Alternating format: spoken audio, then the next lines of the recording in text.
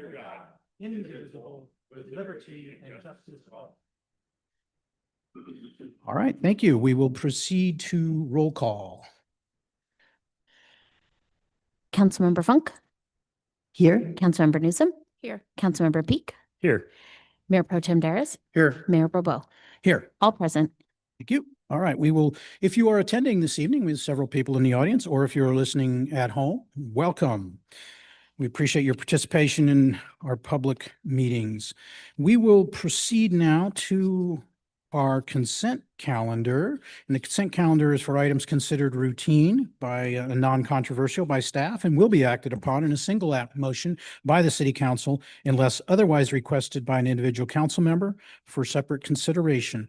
Let me ask first if any member of the council has a question for staff or would like to remove an item from the consent calendar.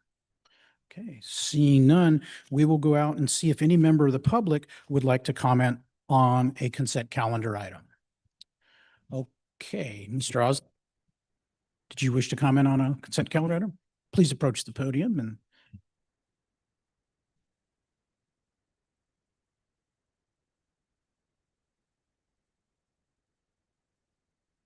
Good evening, Council. Jeff Austin. Couple quick questions. In reviewing on the budget, expenses that are being paid. My two questions are, what's the $68 for a San Francisco driving school? And the other one is, what's the $120 fees being reimbursed to so many police officers? Thank you. Anybody else wishing to approach the podium and speak on a consent calendar item? Okay, I assume you were asking regarded to item D3, which is a list of accounts payable. That is all of the checks written by the city in the last either 2 or 4 weeks. So, you know, and which is there for transparency for the public to see, potentially ask questions. I don't know if the finance director has that off the top of her head, because these are 2 of hundreds of items. If she does, I wouldn't normally address it as something so specific, but if you do know, please answer the question. If not, you can get with Mr. Oslin later.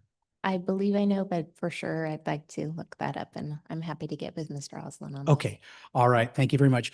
I will tell the public that, you know, I and other council members do review all of the checks and the accounts payable and always have a question or two, which the staff is very quickly able to answer. All right. Thank you. Seeing no one else approach, we will return your consent agenda to the consent calendar to council and ready for a motion. Move approval of the consent calendar. I'll second. Okay, we have a motion by Council Member Funk, a second by Council Member Newsom. Roll call, please.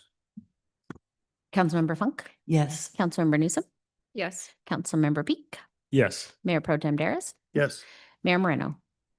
Mayor Moreno. Sorry, Mayor Borbo. I don't know. You were supposed to make that error in the first month or two. Yes. Yeah. Motion passes unanimously. okay. That's You're what calling- I was not looking. That's what I You're get. calling the special meeting. I mixed Yeah. up Councilmember Newsom and Councilmember Funk. So, okay. All right. With that, we are going to proceed to community forum. I'm going to make a comment here. Well, I'll make the usual comment first. Okay. Actually, wait, city manager updates. Where'd he go? Yes. City manager updates. Yes, I left you out there, Mr. Lewis. So I'm please. here all night. Thank you, Mayor. Appreciate that. Yeah, I do have a few updates. Thank you, Mayor and members of council. First, I'd like to share that this is likely my very last report on the El Camino Downtown Safety and Parking Enhancement Project Phase 1. So the crosswalk and traffic signals on El Camino Real are all now active. Pedestrians and drivers should obey all traffic control devices. So the corridor is fully functional. We did receive our reports and kind of our tune-up sheets, if you will, this week from our traffic engineering service, and adjustments will be made to the signals likely late next week or the week after. So, and then we'll watch that, and that will probably be the final set of signals and signal timing. And that will be our project until Phase 2. So we are putting together bid documents now for the beautiful arches that will go across El Camino Real at the Atascadero Creek Bridge in Rosario. that have, it's a beautiful steel arch with the Atascadero neon sign that was above El Camino back in the 30s, I believe. So that'll be really cool, and improvements, if we can hopefully afford it, to the pedestrian tunnel, lighting that and cleaning that all up so people are comfortable walking back and forth. So great project on El Camino Real. I continue to get compliments about it and how well it works. I hope you do as well. Next, San Lucia Road. We aren't resting on our paving or our improvements to neighborhoods. You can see that that project is well underway. We are improving our roadways here with the Santa Lucia Road West Pavement Rehab Project. This is being done by Souza Construction. The week of September 8th through the 12th, which is this week, pavement rehabilitation work has begun. Road segments will have lane shifts and or lane closures during construction, so there'll be some intermittent delays. Motorists should anticipate these delays. So this is the west side. It's a major arterial. I do hope people will be anticipating that and adding a little extra time in your schedule. Work will begin replacing culverts the following week, the 15th. Road segments will have lane shifts and lane closures. It will always be open, but it's a matter of shifting access by lane to lane, and we'll do our best to make sure we're efficient in that. Construction schedules are subject to change based on staffing, supplies, and weather conditions, but this will be a really good paving project to be done. Cruising weekend happened. It was a huge turnout, and downtown was absolutely packed. And so I was able to ride in my 1957 Thunderbird and enjoyed it thoroughly. It was very crowded. We sold out with 350 cars before the event cruising. That hasn't happened before. I think that led to some interesting conversations, but we're working through that. There were 230 registered antique cars in the Midstate Cruisers Car Show. It was the largest attendance to date at Dancing in the Streets. That was a lot of fun. Great weekend. So thank you to Ms. Banish and her team and Community Services for putting on a terrific time. Town was packed. August 21st through 22nd is the next event in 2026. And we are having some really good discussions about how we take it to the next level as far as the atmosphere, traffic circulation, et cetera. We had a really good discussion last week about it. Next, more fun in the community. The 12th annual Brew at the Zoo was last weekend. Thank you to everybody who showed up. We had over 600 people in attendance. So huge support for the zoo, great music, great drink. And then just the zoo team worked really hard. I thank them for celebrating our zoo. Speaking of our zoo, we have a new baby at the zoo. We have a baby mongoose lemur. You can see the baby with mom right there. This is Koba. She's named after a traditional peanut dessert in Madagascar, and she's now starting to look around and explore the zoo. She is on exhibit, so if you want to see a baby, they're adorable. Her interactions with her mother are terrific. She has a sibling. She had a sibling not too long ago, if you remember, we had a baby mongoose lemur. This represents 2 of the 3 mongoose lemurs. This is a critically endangered animal born in the AZA. And so this is something we're contributing as an AZA member zoo in this species. And so we'll be looking forward to bragging about our baby mongoose at the AZA conference next week. The new hours, the zoo does have new hours now that we're into fall and going into winter. The zoo is open Thursday through Monday, 10 a.m. to 4 p.m., closed on Tuesdays and Wednesdays during non-holiday weeks. So that's really important. It's on the website. It's on signage, but you can go to centralcoastzoo.org/zoo-hours. But make sure we're trying to make sure we're open when on the most impactful days. So 10 to 4, Thursday through Monday, closed Tuesdays and Wednesdays. Winter youth basketball is coming. The City of Atascadero's recreation team is looking forward to getting the youth back on the court. Registration closes October 24th. So these are the kind of things, please don't wait till the 23rd or the 24th.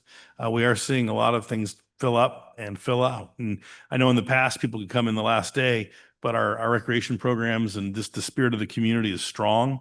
And so we're seeing things close before deadlines. So please do get in and sign up if you want your youth to play basketball. We do need more coaches and sponsors for this program. So if you're interested in serving the community as a coach, that's a really noble thing to do, or supporting the program financially, that would be really helpful. So that's winter youth basketball. We have a few events coming up. We have a community blood drive on September 18th at Fire Station 1. The Fall Sip and Shop is already getting publicized. That's September 26th. That'll be downtown. You can see that there. The 9th Annual Showdown Cornhole Tournament is September 27th. Tickets are on sale now. And we are going to be having a Slow Cog Public Community Workshop on October 6th, talking about mobility, transportation, and projects at the pavilion. So this is a really good opportunity to find out about transportation planning and projects in our city and North County in particular, October 6th at the Pavilion, and that's at 6 p.m. The Atascadero Recreation Guide for fall and winter will be in the mailboxes next week. Look at that beautiful scene. That's right out of a Hallmark movie. Wow. Within the week, you will see that. And that's it. For any event or information on things to do with city, zoo, etc., you can go to visitatascadero.com. And for all other city business, atascadero.org. Thank you, Mayor and Council. Thank you, Mr. Lewis. A quick question for myself. The zoo being closed Tuesday and Wednesday, is that new or is that winter hours or? Is that? Yes, this was something we wanted to try based on data and counts last year. So when we looked at staffing levels Mhm. and are looking at doing more animal encounters, more education, more social events, we needed to try and put the staff focused on those areas. And this will also allow for greater staff training and some of the mandates we now have with AZA. So we're hoping this is more efficient for the staff and the community. Those were very slow days off summer. Okay, thank you. And thank you for the update on Santa Lucia. You know, there's no painless way to repave a major collector or arterial in the community, but it'll be very much worthwhile. And while there, some of the residents, I'm sure will have some construction aggravation, they will be greatly appreciated in the long run. Does any member of the council have any questions for Mr. Lewis? Mayor Pro Tem Daris. Thank you. On the sponsorship for the youth sports, how much is a sponsorship and what does one get out of it? Is there a banner that gets placed up? If you could talk a little bit about that, there's different levels and amounts and whatnot. Can Director Banish add anything to that, or I can certainly get something out to the council and community? Okay, so I don't have those specifics, but how about I get them to all of you and we'll see if we can post that somewhere. All right, Thank you, Mayor Pro Tem. I appreciate it. And Mayor Pro Tem Daris may have been kind of alluding to this, but the public who might be interested in sponsorship, how would they find out? How would they find out the answer to Mayor Pro Tem Daris's question? The amount, and if there's a banner, because I know I see some banners of businesses that are up on the outfield wall of the baseball diamonds, whatnot. And I was just curious what a sponsorship gets and what levels and costs? Is it $100? Is it $1,000? I don't even know what it is myself. There's quite a few. So I would just recommend we'll do sports@atascadero.org, or excuse me, sponsorship@atascadero.org or tbanish@atascadero.org, and we'll get an answer to folks because there's quite a few sponsors. Thank Okay, you. thank you. All right, thank you. Any other questions from council for Mr. Lewis? Okay, seeing none, we will move on to our next item, which is community forum.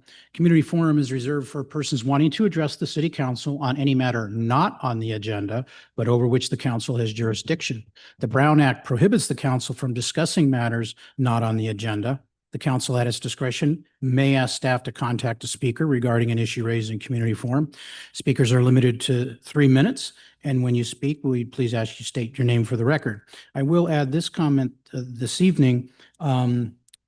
We had a significant item on the agenda regarding short-term rental ordinance. That public hearing has been canceled. So if any of you showed up to speak on that item, you could speak to us during community forum. If you took the trouble to come here and we're not aware that hearing was canceled. That hearing will be rescheduled at some point in the future. But if you came here and you wish to speak, community forum would be the time for you to do it since that item is no longer on the agenda. Okay, with that, we will proceed to our first speaker, and Mr. Oslin. Well, good evening, council. A month and a lot of things happen in the city within a month. I will try and be as brief as possible. El Camino Real, it's nice having a stoplight in the downtown that's working now. I do have a question. I've seen 3 events in our Sunken Gardens area, and I have not seen the bollards used yet in the streets. That's to prevent cars from going down, crashing into people. The other thing with those is I do not see reflective tape on those if they are used. So maybe that can add in, because we did spend money to use those, and that saves labor and barricades. With that, still wondering when we're going to get signs in the downtown for farmers market. It's been 3.5 years. I bring this up about every 6 months. So I'll leave that alone. Dancing in the streets was great. So was the wonderful car show and cruising. The next one, of course, I'll make it public. I don't think the planning commission meeting last go around on the subject that was pulled from the agenda, which is our short-term housing, Airbnb such, was a very good meeting. I'm glad it was pulled. I hope that things can get cleaned up before the next meeting. Just wasn't a good meeting. I'll leave it at that. Lastly, I just am curious if Visit Atascadero was a failure or success, because I know we spent hundreds of thousands of dollars on this campaign. And the reason I'm asking this question is our beloved zoo does not have the name Atascadero in it, and I think it should somehow have that name. We have the Atascadero Pavilion. We love our town. We have Atascadero City Hall. We have Atascadero Kiwanis. We have Atascadero Veterans, etc. Just wondering why we can't have Atascadero in the name. I mean, I think a Central Coast is a Central Coast in New York. Where is it? Thank you. Thank you, Mr. Osland. Next speaker. Mr. Frazier. Thank you. I would like to address the esteemed members of the council and my good friend Charles. My name is Mark Frazier. I live on San Rafael Road near the end. And give me a moment to bring up my notes, which I forgot to do. We had the misfortune last month of experiencing 2 wildfires in the neighborhood. And the first one burned 9 acres. The second one burned 42 acres and went well into Eagle Ranch. It was very close to getting into the hills of Eagle Ranch and then Los Padres National Forest. That could have very easily become another Gifford fire. The Atascadero Fire Department did a great job of putting them out. I really appreciated seeing that. My good friend and neighbor was actually dumped on by the helicopter, so I will forever be teasing him about smelling like fish from that experience. But they did use a helicopter to drop water on the fires from Atascadero Lake. And on the second fire, we were shocked to notice that one of the drops looked more like mud than water. And this immediately brought me to realize, conversations with my other friend who's on the Friends of Atascadero Lake Committee, that the inlet is actually blocked to the lake and has not been fixed and everything. I've heard rumors that there's an issue with that and people don't want to spend money on it to fix it. I've heard rumors that some people think that the only value of keeping the lake full is to keep the property values up around for the properties around the lake, which I just don't think that's a reasonable attitude. The lake is very central to Atascadero. We use it for activities, beer festivals, wine festivals, music events, and everything. And I think it's important that we have a nice, healthy lake for when people are gathering around it. The city, I'm sure, earns income from weddings that are hosted at the pavilion, and nobody wants to do that next to a smelly lake. So I think we need to understand the lake is a valuable resource for fighting fires just based on the fact that the helicopters can draw water from it. And we don't want to be dumping mud on fires. I mean, maybe it works just as well. I don't know. But we certainly don't want to risk clogging up the helicopters' mechanisms with mud that went in there instead of water. I think that's it. I would like to add that none of this presentation or the pictures I presented were augmented by AI, including my presentation. And I would like to ask that the signage directing you to the stairs to get up here also include directions to the elevator for next time. Thank you. All right, thank you. Next speaker, please. Hello, my name is Camille Farrington, and I am also here to speak on behalf of the health of the lake. And like my friend, on June 28th, in a separate fire, we live on Corriente, and the Llano fire within minutes went from a little flame to surrounding our house, or burning one whole side of our property and leaping onto our property, and we were evacuated. We were up on the hill on Santa Ana watching as firefighters and tankers and whatever, and we could no longer see our house. It was covered in smoke, and what a relief it was to see that helicopter come and dump water again and again and again, right where our house was being threatened to catch fire. So it means a lot that we all know we live in a fire prone area, and I will say a few things. One, the fire department was amazing and incredibly professional and worked really, really hard. Spent the night in our driveway for 2 nights and was there to kind of mop things up and chop trees down as they needed. And we're incredibly grateful to the fire department. I'll also say that how important that water and the lake, because we know, I was going to say that the fireproofing and weed whacking and all that, after the fire passed, you could see exactly that it burnt up to the place where people had weed whacked. And that really made a huge difference in terms of protecting areas. So I'm very much in favor of Atascadero's weed whacking enforcement, and encourage that we continue to enforce that. And then, but most importantly, how important it is to have that a full lake of water, because as we see, it will get used multiple times in the summer, and that's, only likely to get worse. And so would appreciate that be flowing and readily available. Okay, thank you. Next speaker, please. Hi, I'm Maddox Ballinger, and I'm representing the organization Grant Writing USA. We've served over 50,000 agencies across the United States. I live here in Atascadero, and so does the owner of our company. And we're hosting a training in San Luis Obispo. It's a 2-day grant writing training. Last year's class that we hosted with the county sheriff's office had over 50 attendees, all the way from Ventura County all the way up to Monterey County. And I was hoping to include the city with some information on the training. I have a flyer that I was hoping to pass out to police, fire, and then the city manager's office to help get the word out. The climate regarding grants has changed quite a bit in the last 6 months, both federal and foundation grants. And we're hoping to get the information about the training out to the city in case there were any staff that was interested in attending. Okay, thank you. You can hand it to the police chief there. Right? Sorry, what was the question? No, I said you can hand it to the police chief. Okay, perfect. So, all right, thank you. All right, next speaker, please. And if anybody else wishes to speak, please approach the podium so we can proceed expeditiously. Ms. Lewis. Good evening, Council and Mayor. Wendy Lewis with El Camino Homeless Organization. I have a lot to pack in 3 minutes, so I will go as fast as I can. One, I'm here to update the council on a couple big things happening at ECHO. You were very helpful as we navigated our family wing build out to have 30 more beds for families with children.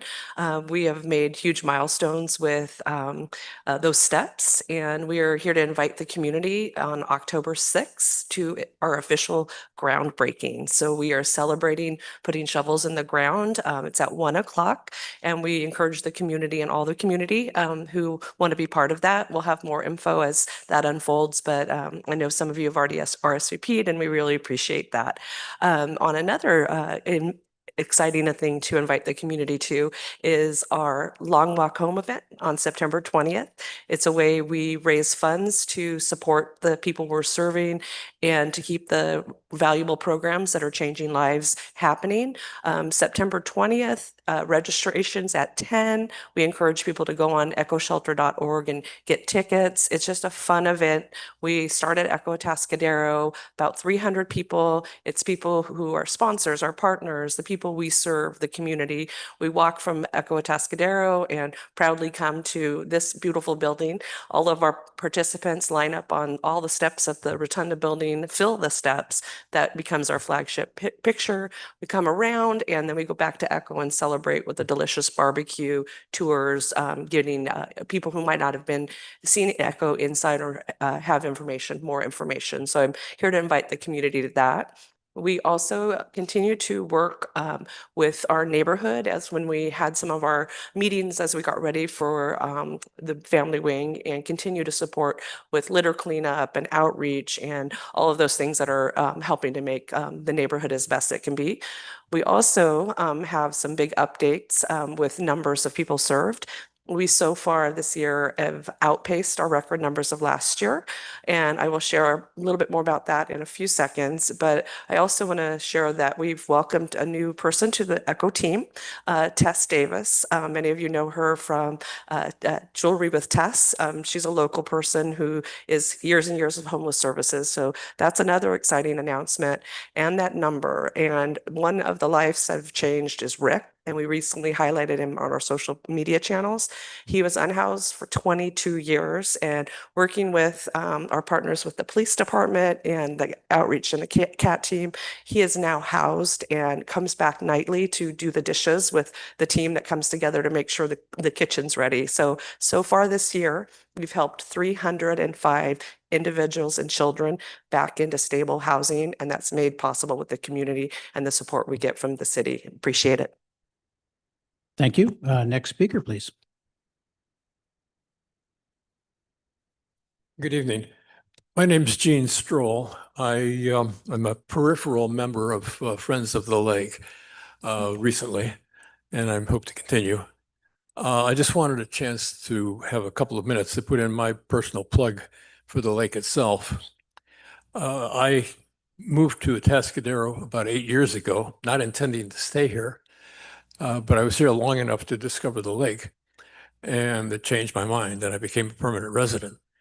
And apparently there was, I've done a little history on it, and apparently there was a man a little over a century ago named Lewis who had the municipal and aesthetic insight and foresight to realize there was a potential for a significant body of water there, which he helped to produce. The trouble is, of course, it's a man-made situation, which is dependent on the vagaries of nature, but people can do a lot to make sure it's preserved. And I think that's one of the onuses on the city council itself. I'm not sure of the technicalities. A lot of it depends on the weather, on the climate, of course, and on the seasons.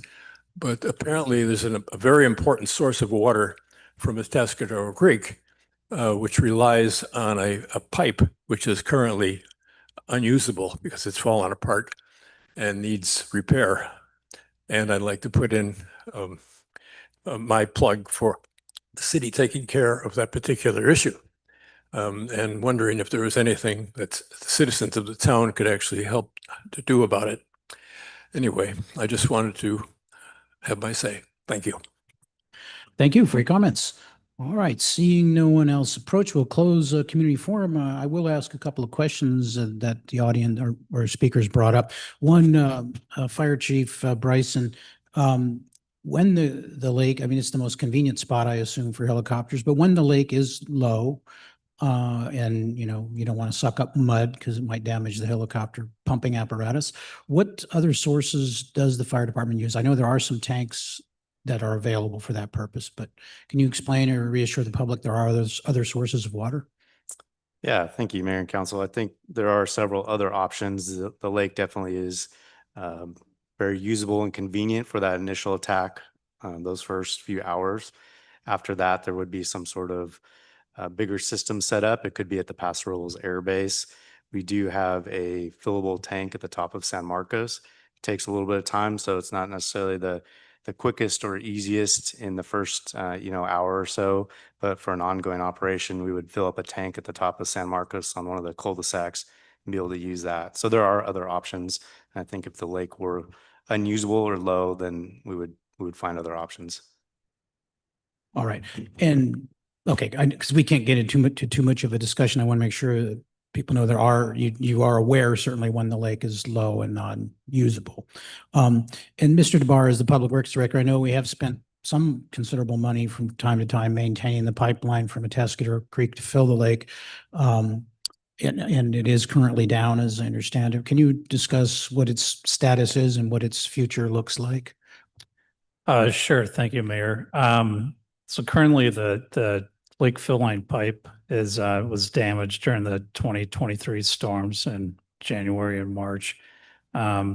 This pipe is located in the creek bed, so there's a lot of environmental permitting and other things that go along with that. We're currently in that stage of getting the permitting and figuring out how quickly we can do this. We're also looking at some alternatives. If we can make some adjustments to the pipe layout to get water into it. So that's about all I can say right now on the status of that.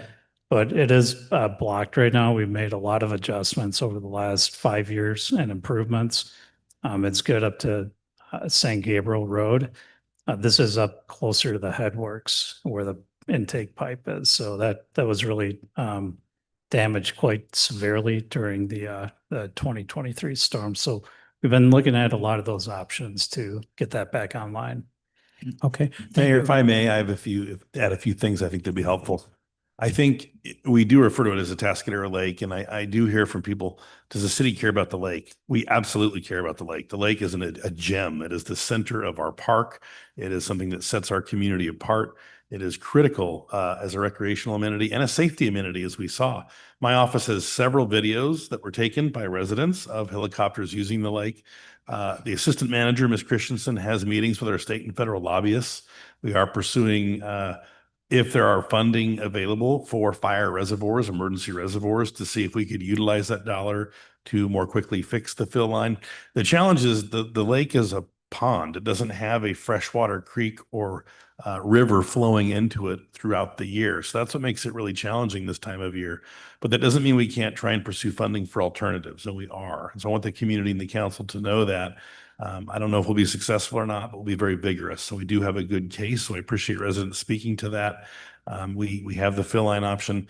And I think there are always other options that we're looking at long term that may or may not come to fruition that would help fill the lake year round as well. So it is something on our mind, and we appreciate that our residents value it. Thank you, Mayor. Right. And recall that the city spent about $500,000 not dredging, but when the lake was dry some years back during a drought period, the city spent $500,000 removing tens of thousands of cubic yards of dirt to increase the depth of the lake. So it would have a greater capacity when it does fill up. So it is very important to us, and I'm glad people spoke up about this issue.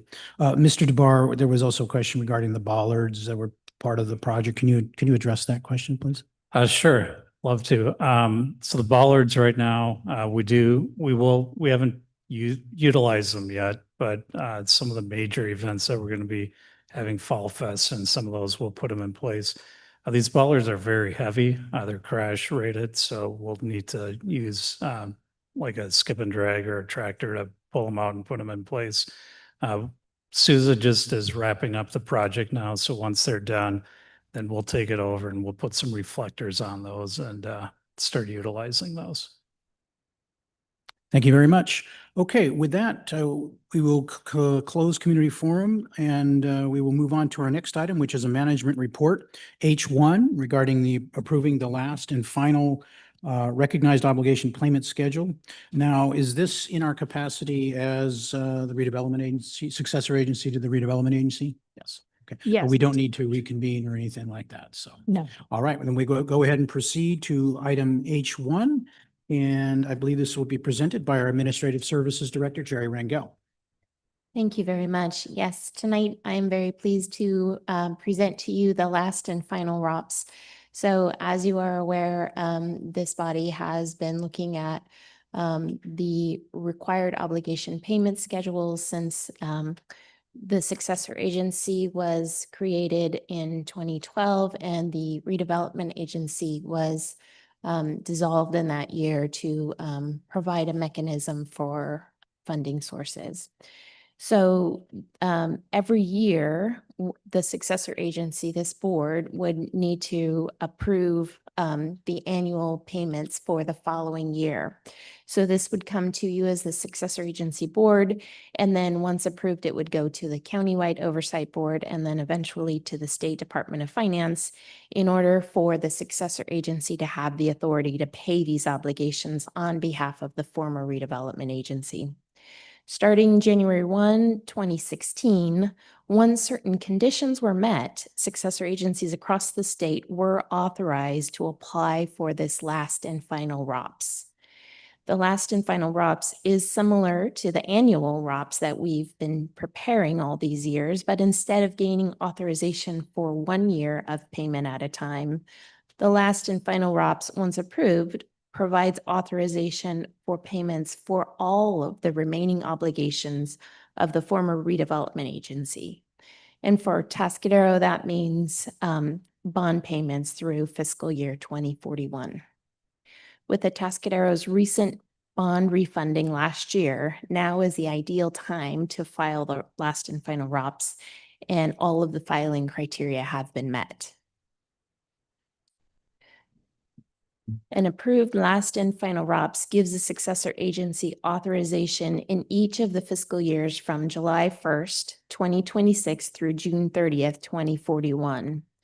The existing 25-26 ROPS covers the current fiscal year, so basically from now through June of 2026. The last and final ROPS obligations include all of the 2024 tax allocation refunding bonds, remaining debt service payments, the annual trustee and continuing disclosure fees, and an administrative allowance. Now, the administrative allowance is less than we are used to seeing on our annual ROPS, just due to the fact that there's less staff time involved in preparing this annual ROPS document. There's really no downside to filing the last and final ROPS since there are no changes to the bond schedule. That's a set schedule.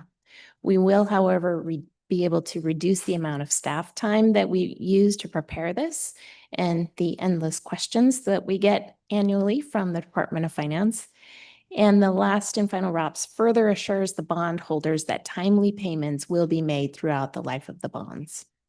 The 2024 tax allocation bond insurer has provided their written consent for us to file this last and final bonds as is required by the bond covenants.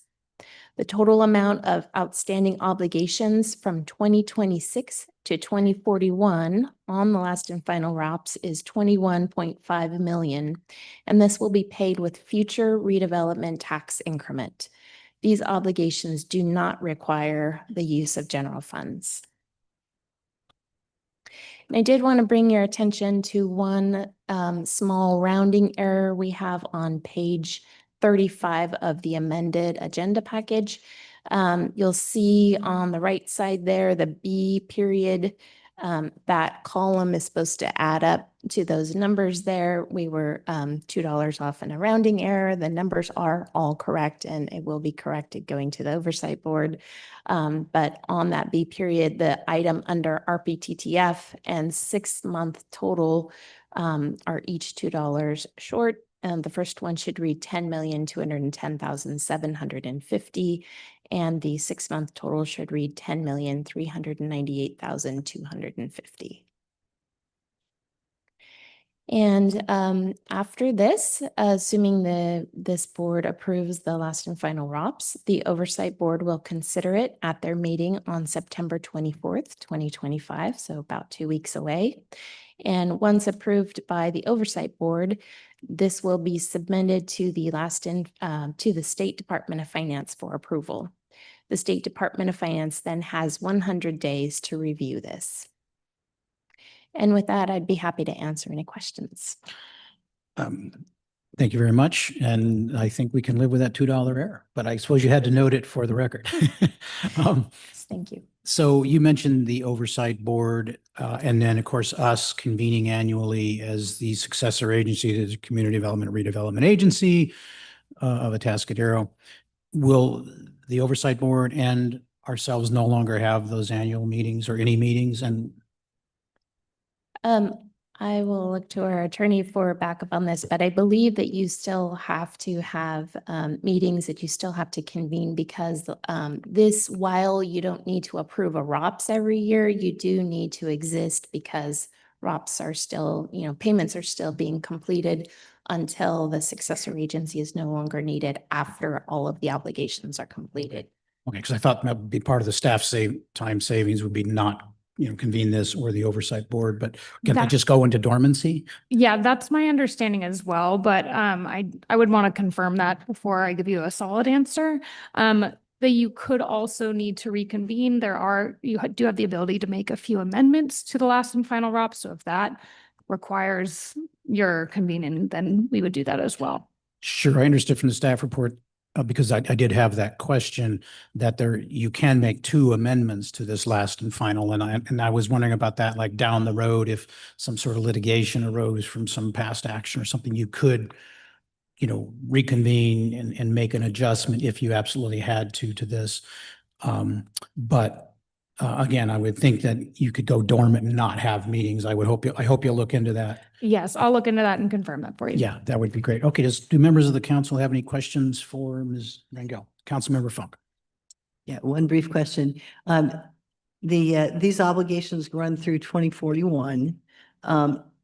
And we just recently saw the example of where you were able to instrumental in our saving a lot of money for our community and for other taxpayers that are part of the same pool by refinancing these bonds. If we do this last and fly, do we have any opportunity to do that again between now and 2041? And if we do this last and final ROPS, does that preclude any options that we would otherwise have? That's a great question. Thank you for that. Yes, we do, and which is one reason that we wanted to wait until we refunded the existing bonds before we filed for the last and final, because we didn't want to kind of chip away at those opportunities. So we do have 2 opportunities to go back and revise this last and final ROPS in the lifetime between now and 2041. So you're correct. Okay, so but are we able to do a refinancing of the bonds, or is that basically moot regardless? I believe we could, but it would probably take a lot of working with the State Department of Finance, and we would probably need to make sure that we prove to them that there is a significant savings and significant reason for that. I believe that we could use that as one of our adjustments to the last and final ROPS. I think though, when we did it last time to free up collateral and, the rates, we could have waited a couple more. We didn't wait because of the collateral for the facilities, but it had to go through a pretty thorough process as to what we were doing, why, and what the purpose was. They don't prefer these actions as much anymore. So I think we're struggling with the answer to the question, because I don't know. We can get you something back if you'd like to know more, but I think odds of us refinancing it in the future are probably not as high. Right. I would think, though, that with only 16 years remaining in the term of the bonds, refinancing becomes less and less, even if interest rates drop substantially, refinancing becomes less and less feasible as a possible significant cost savings. And there's probably a minimum period before which you could do a refinancing anyway, as terms of the bonds themselves. And usually at least 5 years, maybe more. But because the bond, the people who bought these bonds don't want to turn around and have them called in on them. So, if you looked at when you get down to 10 years or less, it just becomes not super feasible, even though it's a very good question. I think from my experience in municipal bonding, it just becomes less and less likely and feasible as time goes on. So. Okay, so bottom line is it's highly unlikely that we would have a situation where it would be attractive to refinance those bonds again in their life. But if we did, we probably would not be precluded, and we did have that legal option. We would not be precluded from using it by going ahead and doing this nice tidying up now and getting rid of this ROPS obligation. I believe that is a correct statement. Okay, thank you. Okay, any other questions from council? Okay, let's open this item up to public comment. See if anybody would like to approach the podium and address the council on this issue. Okay, seeing no one, it is a little bit of a dry topic. I will return it to the council for a possible motion. I'd be pleased to move staff's recommendation. I'll second. Okay, thank you. We have a motion by Councilmember Funk, a second by Councilmember Newsom. Roll call, please. Councilmember Funk? Yes. Councilmember Newsom? Yes. Councilmember Peak? Yes. Mayor Pro Tem Daris? Yes. Mayor Borbo? Yes. Motion passes unanimously. With that, we are ready to proceed on to our next item, which is actually council announcements and committee reports. I will begin this evening on my left with Councilmember Peak. Catch you off guard there. Okay, well, I'll start on my right with Councilmember Newsom. Yeah. We had an RTA meeting on September 3rd. We're happy to see that Route 9 is opened back up because of ECR project is finished. They opened it up at the start of school year, and then the transition to RTA is working smoothly and successfully. Thank you, Councilmember Funk. There'll be a meeting of the Homeless Services Oversight Council next week. We are closely monitoring what's happening with the various grant programs that are essential to the funding for homeless services that are predominantly delivered by not-for-profits in the county, including the excellent work we heard from Wendy Lewis of ECHO earlier this evening. And I'm trying to recall if I have alerted this council that the most recent ASOC Executive Committee meeting that we heard the report that People's Self-Help Housing was able to get financing for the Del Rio Ridge project in Atascadero that this body has been trying to support for the entire time that essentially that I've been on the council. And this is, and likewise for Councilmember Newsom. And so anyway, we're very exciting that funding is moving forward with the process that did not utilize the tax credit financing that has gotten to be so difficult that it's harder to get your kid to do that than to get your kid into Harvard. So we're pleased that we have a good opportunity for that project. This is about 44 units. It's up just south of the Del Rio Ranch project between Emerald Ridge and Del Rio Ranch.